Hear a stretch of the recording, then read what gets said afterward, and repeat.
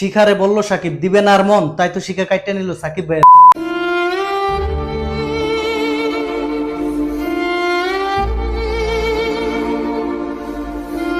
আরেকটা বিয়ার শখ মিটে গেছে, করমুনার বিয়া, মনে যত কষ্ট আসুক কান মধুরে গিয়া। এখন বলবেন ভাই কথাটা কেন বললেন?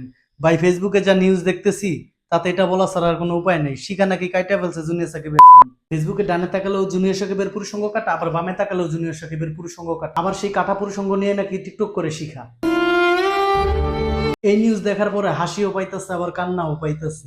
আবার দেখলাম অনেকে কমেন্ট করতেছে মুতবো কেমনি, আবার কেউ কেউ বলতেছে যৌবন শেষ। এখন কথা হচ্ছে শিখা কত বড় সাইকো হলে এই কাজটা করতে পারে? এটা কোনো সুস্থ মস্তিষ্কের মানুষ কখনই করতে পারবে না। শিখা সাকিব আগে থেকে উল্টাপাল্টা ভিডিও করতে, এটা আমরা সবাই জানি। আমি প্রথমে ফেসবুকে দেখার পরে আমি ভাবছিলাম এটা মনে হয় তাদের নতুন নাটক, কিন্তু না, পরে দেখি সত্যি সত্যি সাকিবের দম কাইটা দিছে।